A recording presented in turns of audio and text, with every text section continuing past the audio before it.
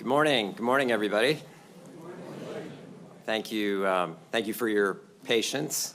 I asked who the opening act was, and they said there wasn't one. I was the opening act, which is really too bad. But thank you, Joan, for hosting us at FSI, and for the amazing work that you and the faculty do each day in training our incredible workforce. It was 3 years ago this month that Secretary Blinken set forth his vision for modernizing the State Department, for giving our people the tools to tackle the challenges and opportunities of today, to strengthen our institution to compete with adversaries, and also to deepen our key partnerships, to make the work experience at the department more fulfilling, and to ensure we were all poised to lead in this century through what President Biden calls an inflection point, a point of great change, technological advancement, and yes, new threats to our democratic order. It's in this complex environment that the work of the State Department and diplomacy in particular becomes even more critical today and in the months and years ahead. We have faced such challenges before, and this institution has shown it can deliver since the founding of our republic. But with the rapidly changing landscape, we have to change and adapt too if we want to continue to shape and lead on the global stage. That means building new capabilities around our critical missions, developing new skills, continuing to attract the most talented and diverse workforce, utilizing new technologies, and updating our approach to risk. Critical missions, workforce reforms, risk and innovation, these were the pillars of the effort. And I know the Secretary will give you a more detailed update on how we have fared and the work that yet remains. Of course, there have been reform and modernization efforts in the past that have produced important results. We cannot forget Secretary Powell's speech some 23 years ago when he called for a more modernized department and even committed that every employee will have an internet connection at their desk. Now, on some days, many of us wish we didn't have that particular connection, given the avalanche of email, but his vision was important. He also called for a training float, which I'm happy to report has been a key part of this effort, and the successes would not have been possible without the hard work and creativity of the team right here at FSI. Secretary Clinton, too, instituted the Quadrennial Diplomacy and Development Review, or QDDR, an effort to ensure we were right-sized with the proper resources and in the right places. And we can go back through the history of the various reform efforts to see how the department has continued to adapt. And it is in this long arc of progress that brings us here today to discuss the Secretary's agenda. But I would argue it has been distinctive in three main ways. First, it's been driven by all of you. It was informed and led by our workforce. The Secretary understood from the beginning that true reform cannot be top-down alone. It must engage the people who are at the heart of the institution, the Foreign Service officers, our civil servants, locally employed staff, family members, and so many more who carry out our foreign policy every day. From listening tours across the globe to town hall meetings, and yes, to seemingly endless surveys, we have actively sought input from employees at every level, making sure their voices are heard in shaping the future of the department, a department that is agile, inclusive, expert, and more capable across multiple domains. Second, we took in the advice and guidance of so many outside experts, think tanks, retired diplomats, congressional members and staff, universities, our Foreign Service Association, to bring the best ideas forward. And many of you are in this room today. We are grateful for your continued leadership and for your vast experience and insights. A special word of thanks to Salman Ahmed and the team at Policy Planning, who weaved all of the internal and external ideas together, crafting a careful and studied plan under the Secretary's direction. Salmon, Susie George, Marcia Bernicat, Kelly Fletcher, Matthew Gravis, Rena Bitter, John Bass, Elena Teplitz, and so many more did so much to drive this effort forward. Finally, I think what's made this particular reform effort especially distinct and impactful has been the leader who launched it 3 years ago and the one who has led it at every turn. We could not be more fortunate to have Secretary Blinken as the architect and visionary leader to guide the department during these complex times. He understands from his vast experience over decades what this institution means and what it can do to bring greater peace and prosperity to so many. He's had a bird's eye view and direct role from his experience on the National Security Council staff to a young staffer here in the department, to his days on Capitol Hill as National Security Advisor to the Vice President and as Deputy Secretary of State. I had the privilege of working with then Staff Director of the Foreign Relations Committee, Blinken, 22 years ago. And it was obvious then that this is someone who cared deeply about people, who was and remains the foremost expert on international affairs, and who understood deeply about the essential role that the U.S. plays in the world. And we see his experience and vision come to life in this modernization effort that has posted real results to make American diplomacy stronger, better, more inclusive, and more impactful. Mr. Secretary, thank you for your outstanding service, your commitment to this incredible workforce, and for making such an important impact that will be felt for generations. And so without further ado, it is my privilege and honor to present to you the 71st Secretary of State, Tony Blinken.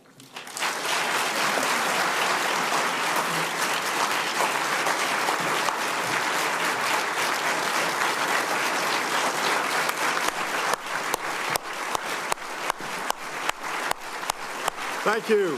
Good morning, everyone. Please have a seat.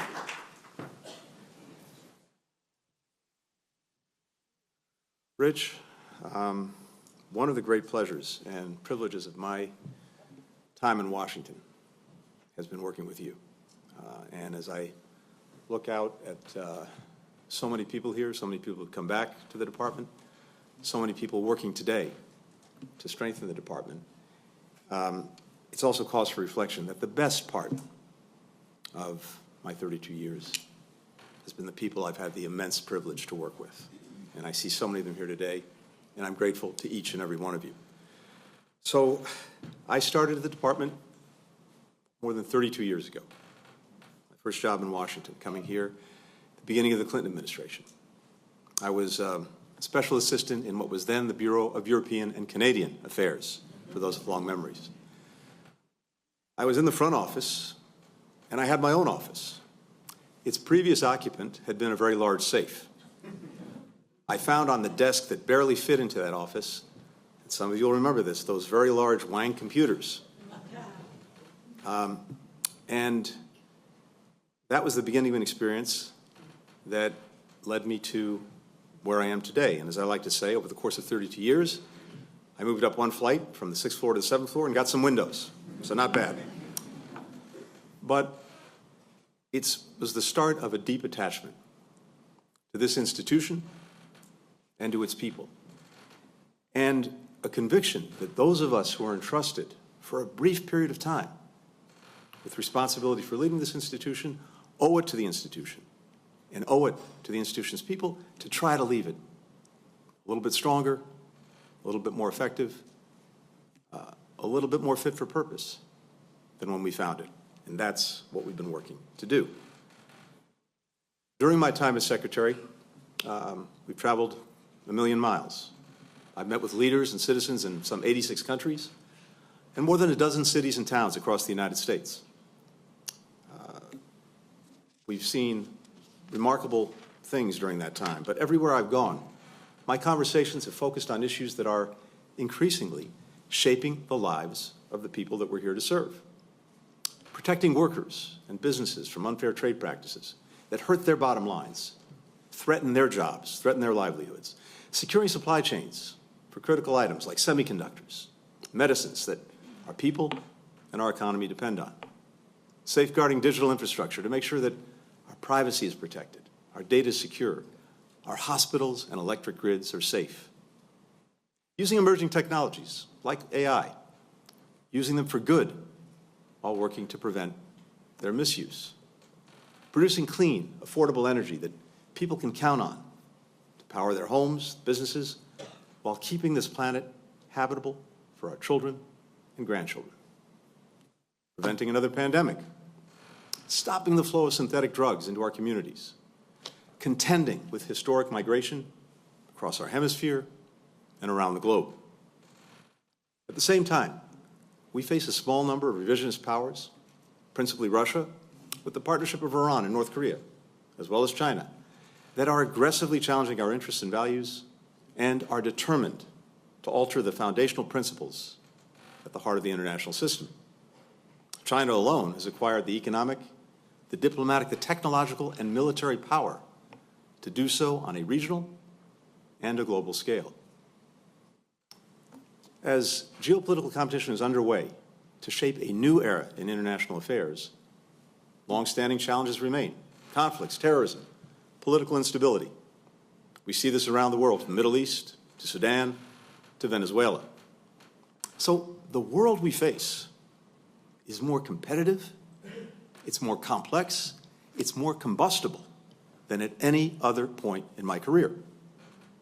Now, to address these challenges from a position of strength, we've made historic investments here at home in our competitiveness, and we've worked to re-engage, to rejuvenate, to reimagine our alliances and our partnerships around the world, across the State Department and the globe.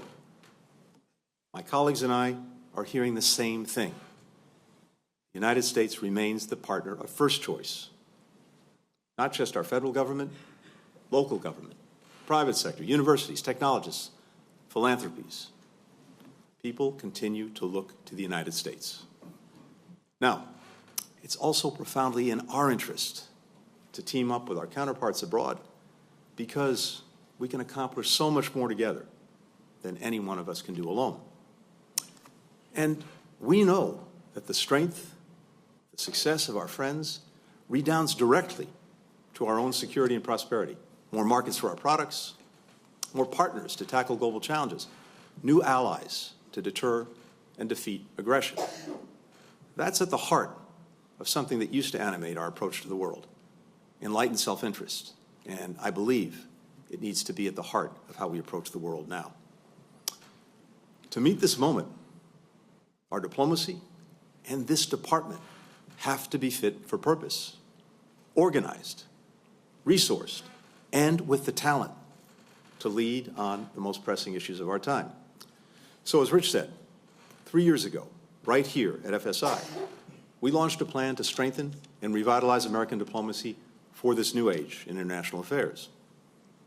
Now, before we could build for the future, we had to reinvest in some of the foundations of our diplomatic tradecraft: our people's regional expertise, foreign language fluency, negotiation skills, an understanding of international politics and history.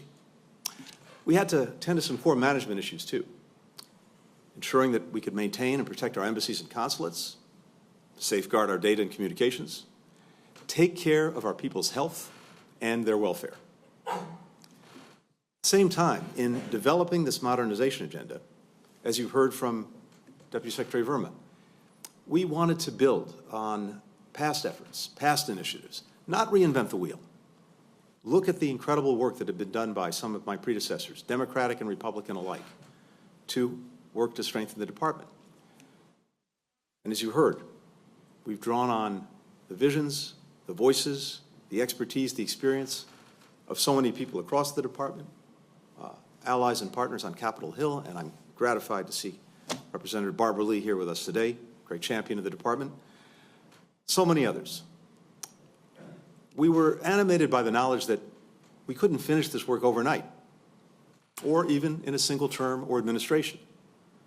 If it's going to endure, this agenda had to be rooted in our national interest and in the initiatives that any Secretary of State, regardless of party, would be expected to carry forward on behalf of the American people.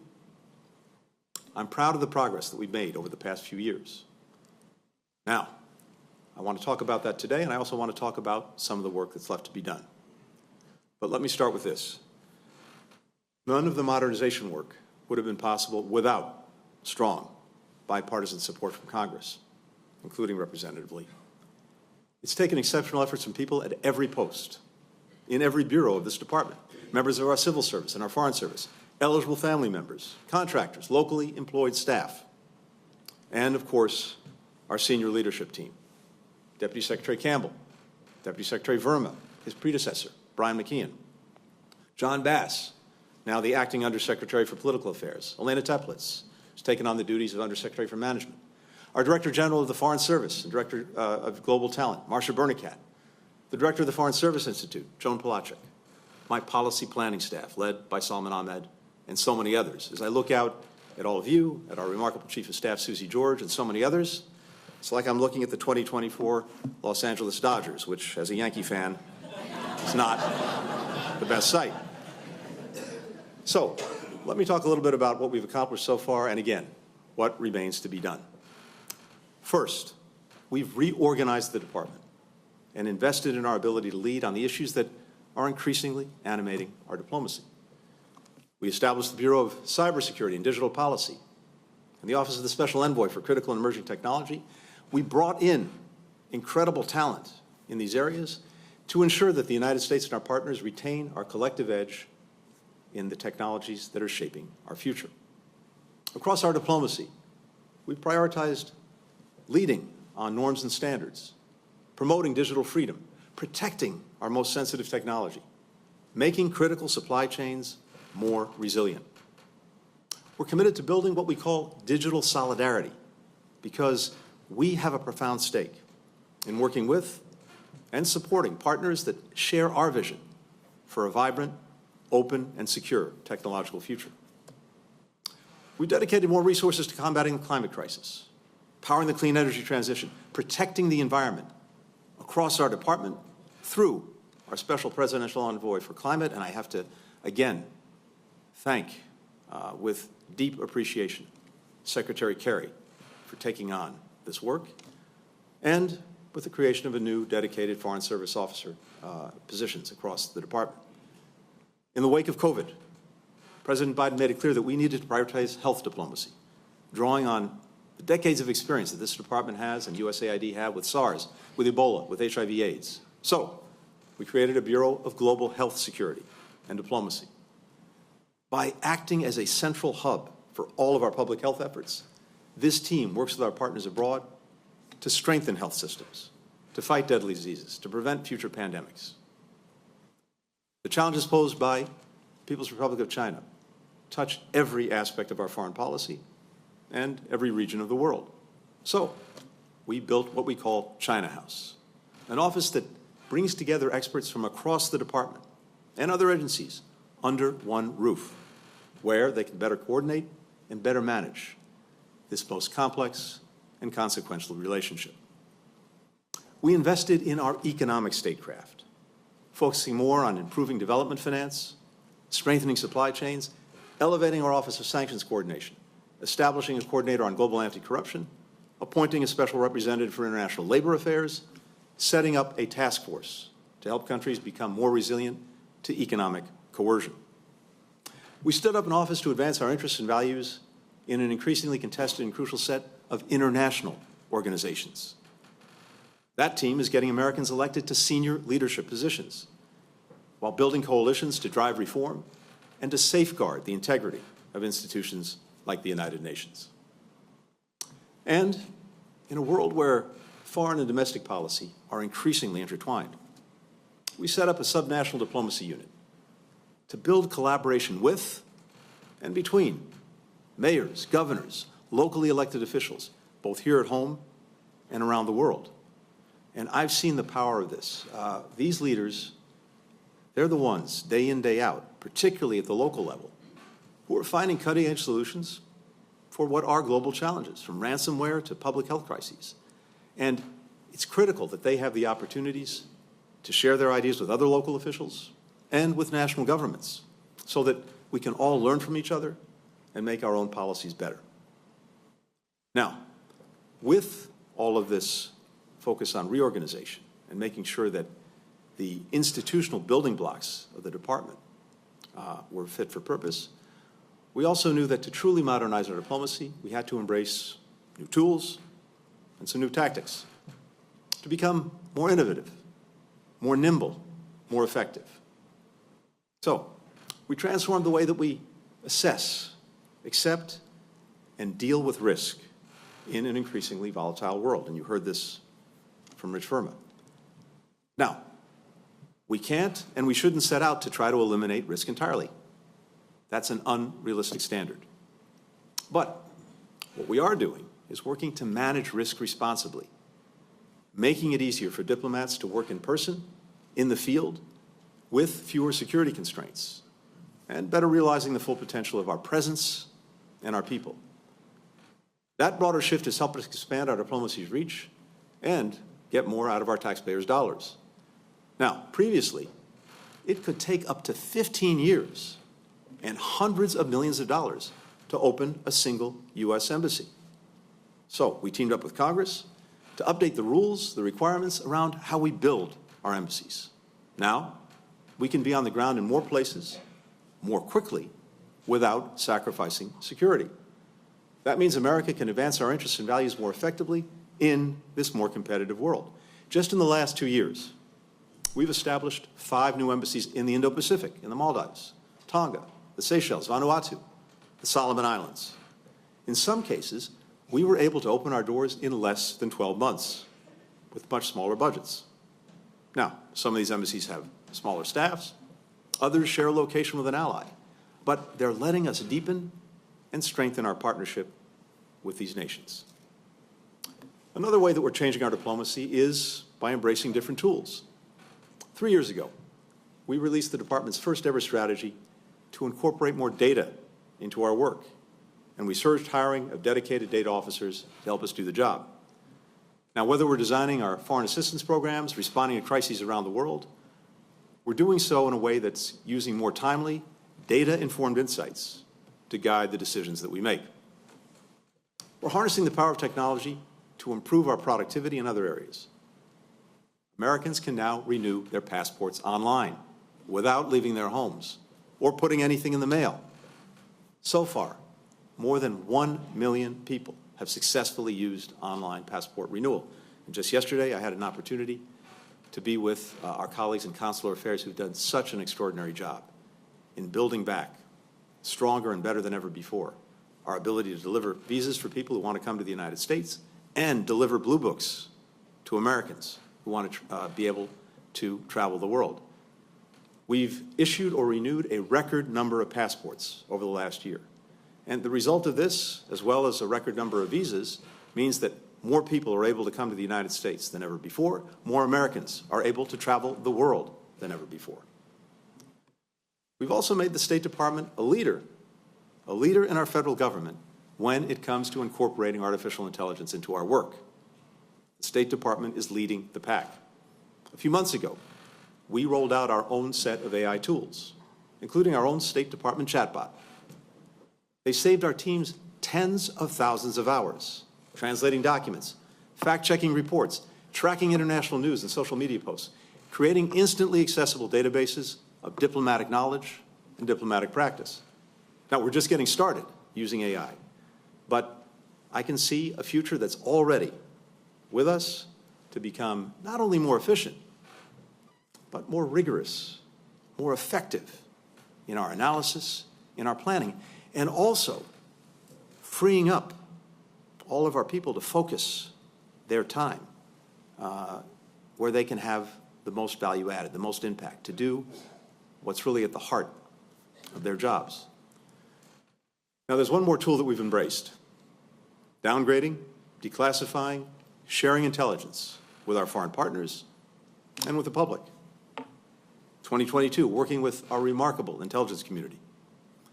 We warned the world before Russia began its further invasion in Ukraine.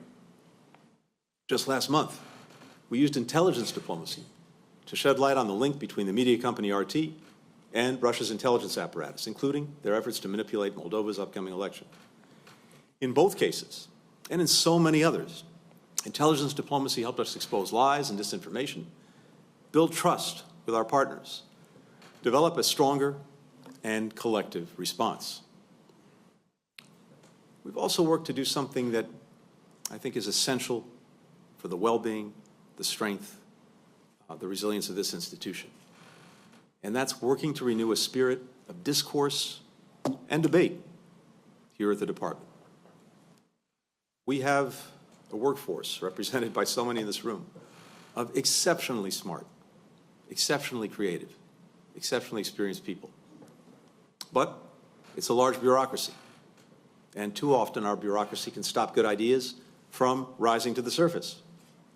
We wanted to encourage people to share their perspectives, their advice, even, in fact, especially when the subject is a hard one. We launched the Policy Ideas Channel to create a platform for fresh thinking where people from every post and bureau can send forward suggestions, ideas. We revitalized the Dissent Channel so that officers can express their concerns about our policies directly to senior leadership without fear of retribution. In the last few years, I personally read and responded to every dissent message we've received. Dissent makes our policy stronger, our diplomacy more resilient, it's patriotic, and I will always protect it. In addition, we revived the Open Forum, which hosts conversations between our workforce and leaders and critics from across and outside the department. I've seen the result of these panels. They've sparked incredibly constructive dialogues on a wide variety of topics, from trade strategy to our approaches to the PRC to the Middle East.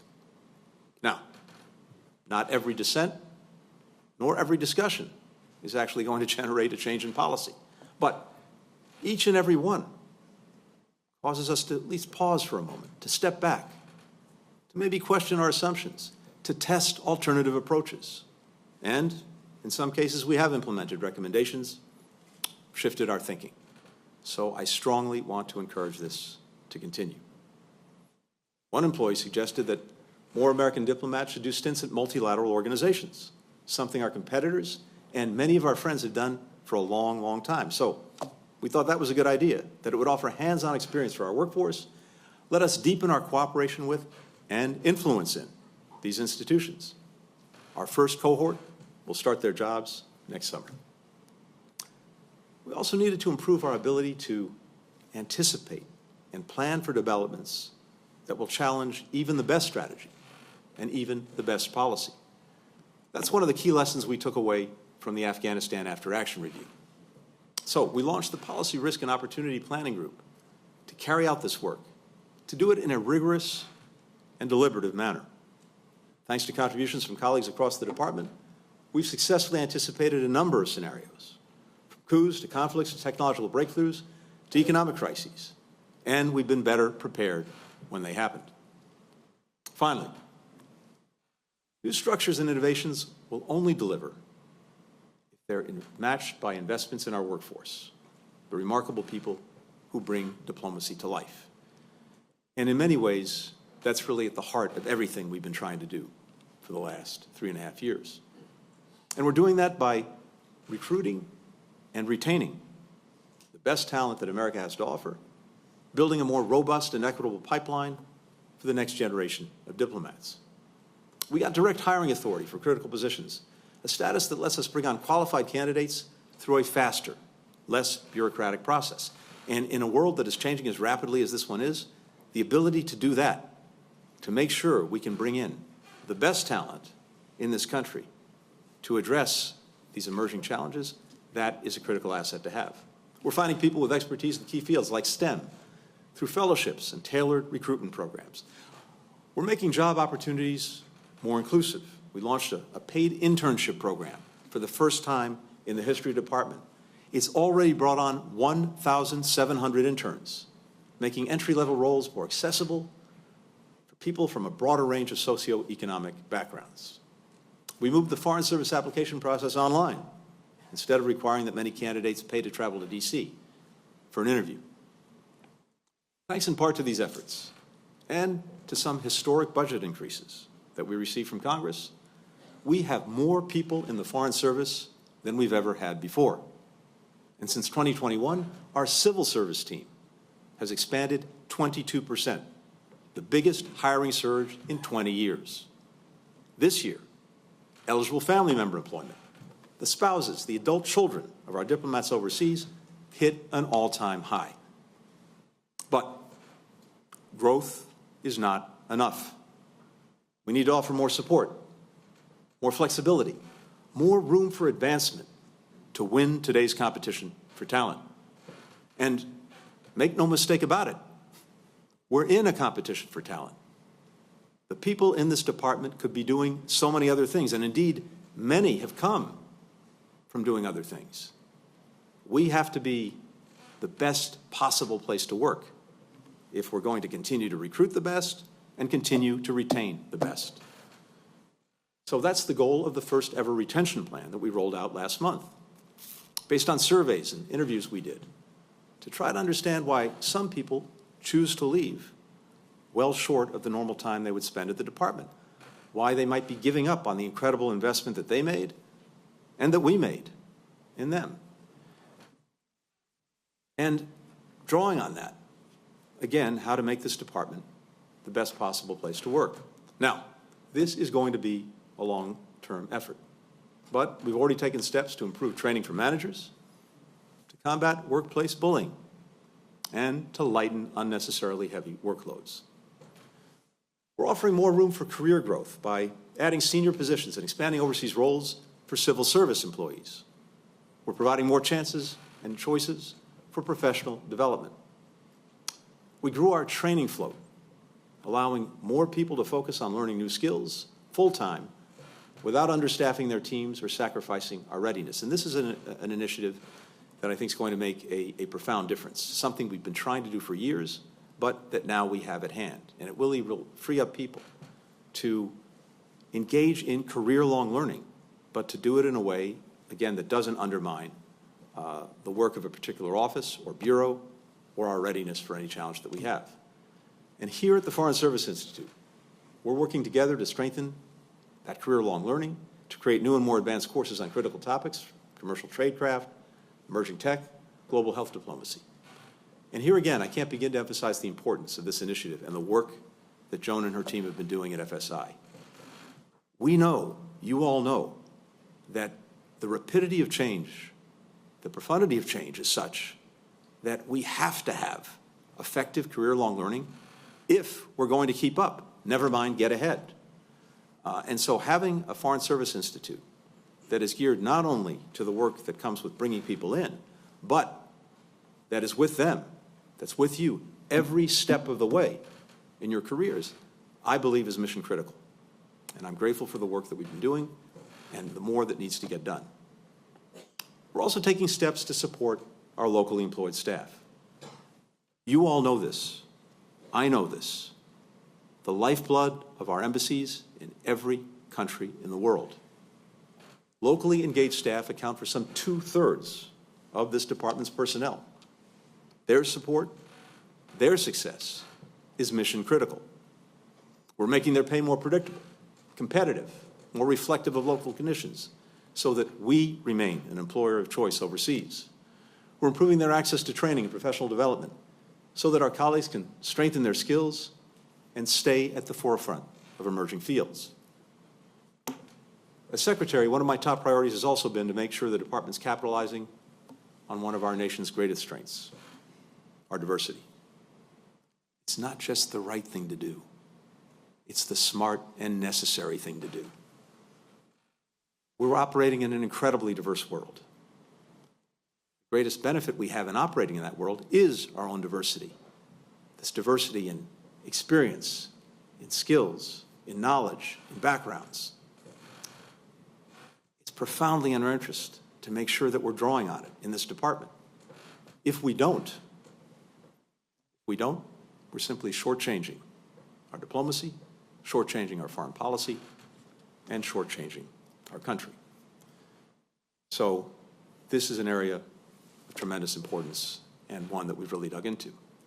And we've done a number of things to make sure that we are building a strong department reflective of the country that we serve. In 2001, I created the Office of Diversity and Inclusion. It reports directly to the Secretary. Based on our initial strategic plan, we're conducting regular studies on our workplace environment, the demographics of our staff, to give us the information we need to make informed change. We made hiring and promotion processes for senior level roles like deputy assistant secretaries more transparent. We're continuing to make our embassies and ambassadors' residences more accessible. We've expanded access to assistive technologies, from adaptive keyboards to magnification software, so that people with disabilities have the tools that they need to do their best work. On top of these efforts, we're taking steps to make people's jobs and their lives a little bit easier. You all know this. Serving abroad involves unique challenges, often separation from loved ones, stress, danger. So we've improved our mental health programs, expanding counseling and other support for our colleagues and families overseas, as well as right here at home. We found ways to make it less difficult and less expensive to move with pets. One of the things that I heard again and again as I was traveling around. We expanded a program that lets more of our colleagues work remotely, so they can join their family members who are serving overseas with state or the Department of Defense. Instead of our team members swapping official laptops and phones every time they transition from one post to another or one office to another, and losing access in between assignments, employees can now take their tech with them from day one.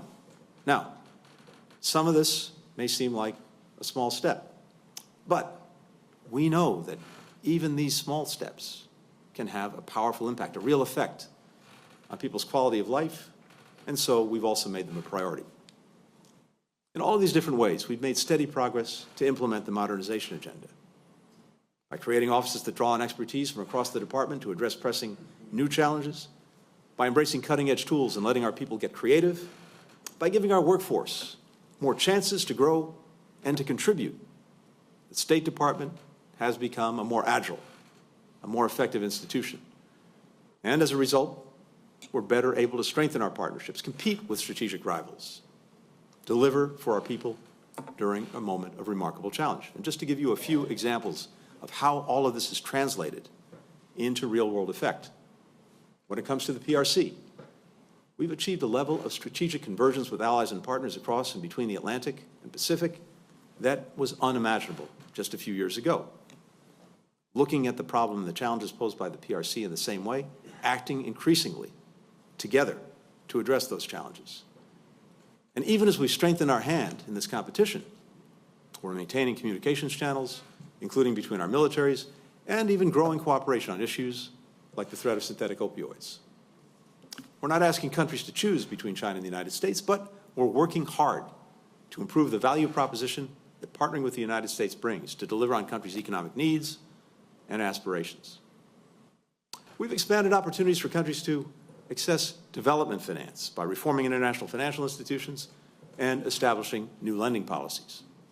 With the G7, we launched the Partnership for Global Infrastructure and Investment to unlock some $600 billion for high-quality, environmentally sound infrastructure projects that will improve access to markets, support entrepreneurship, create jobs, empower communities. Our diplomats are shaping the rules and norms for emerging tech like AI, enlisting our leading companies to make voluntary commitments on safety, security, trustworthiness, enshrining those pledges with the G7, and then winning the support of all United Nations member states, 193 countries, for the first ever General Assembly resolution on artificial intelligence. We're extending digital access in the Pacific Islands, Africa, South America, and beyond. That means our partners don't have to give up their security and privacy to gain high-speed, affordable internet connections.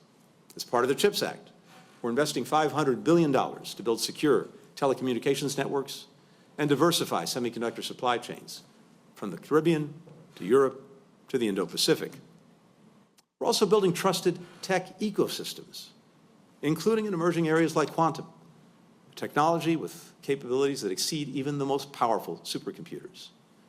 Through the Quantum Development Group, we brought together 8 European and Asian allies to strengthen supply chain resilience, deepen our research and commercial partnerships. We're expanding our collaboration with local officials across this country and around the world. Just in the last few years, we've engaged with over 5,000 mayors, governors, county supervisors, and other subnational leaders. By bringing people together through events like the first ever City Summit of the Americas in Denver, which included 250 mayors from all across our region, we sparked initiatives to promote clean energy, create good jobs, improve public health in cities and states around the world. We've quadrupled financing to countries as they pursue their own climate goals. We launched the Mineral Security Partnership to accelerate the development of diverse and sustainable supply of critical energy minerals. At the same time, we're strengthening energy security by helping our partners in the European Union reduce their dependency on Russian gas. Back in 2021, 45% of their natural gas imports came from Russia. Today, it's down to less than 15%. Now, the United States is the top LNG supplier to the EU, and we've been that for the last 3 years in a row. We're revitalizing U.S. leadership at the United Nations, rejoining organizations like the Human Rights Council and UNESCO. We've successfully elected American candidates to lead roles at 6 major institutions like the World Bank, the International Telecommunications Union. We're driving reforms to make the international system more effective and more inclusive, from the UN Security Council to the G20. We build coalitions to better strengthen public health threats, from synthetic opioids to food insecurity.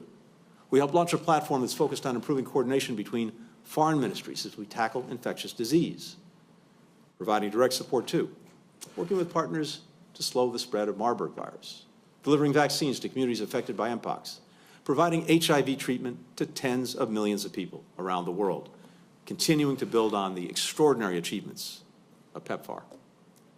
These developments, and so many others, show the power and purpose of a revitalized American diplomacy. But, and I'll end with this, there's more work to be done, more work that we can do, more work that we must do. We need to continue investing in diplomatic tradecraft. If we let our core diplomatic skills and competencies atrophy, we're not going to be able to deliver on emerging missions. We need to do more to bridge the gap between the skills that we have and those we'll need in the coming years. We need faster, more efficient, more equitable hiring processes. We also have to continue prioritizing hiring in critical issue areas and filling the staffing shortages that still exist. We need more flexible personnel structures to allow the department to take full advantage of the deep bench of talent that we already have. We have to reward a broader range of experiences, expertise, and career paths for both the civil and foreign service, including those staff that concentrate on priority areas. That includes making it easier for our career professionals to gain experience in other parts of government and outside government, and then rewarding them when they return. We need to find more ways for world-class experts to join the department for short stints and make their perspectives incorporated into our policies. And it's high time for us to update the way we evaluate performance and promote talent. Right now, performance evaluation takes an enormous amount of energy from our workforce, and I have to say, with too little return on investment. I know this. Too many people feel this process is insufficiently transparent, insufficiently objective. They feel that it doesn't lead to enough improvement in performance and accountability. So, there is a lot left to be done. We'll continue these efforts, and we'll continue these efforts in part by working with the Bipartisan Commission on Reform and Modernization of the Department of State that Congress recently created, to share recommendations for how the department can further strengthen its operations, its organizational structure, its policies. And of course, for our diplomacy to truly succeed, we'll also need the continued partnership with Congress. And I hope not just a continued partnership, but a strengthened one. Look, if we're serious about U.S. leadership in the world, we can't keep operating without knowing whether we'll have a budget for the next fiscal year, forcing us to impose harmful cuts and hiring freezes. We can't reduce our investments in international financial institutions. We can't fail to authorize historic bipartisan successes like PEPFAR, or new efforts to combat the threat of disinformation, like the Global Engagement Center. We can't fail to pay our dues at the UN and cede the space to our competitors. And we can't hold up the confirmation of highly skilled, capable, and patriotic Americans, sometimes for years at a time, when they should be leading our missions overseas. In 2001, on average, nominees were confirmed 50 days after their nomination. Today, nominees, including our ambassadors, are waiting an average of 240 days. The system is broken. It's damaging our diplomacy. It's undermining our competitiveness. It's disincentivizing public service.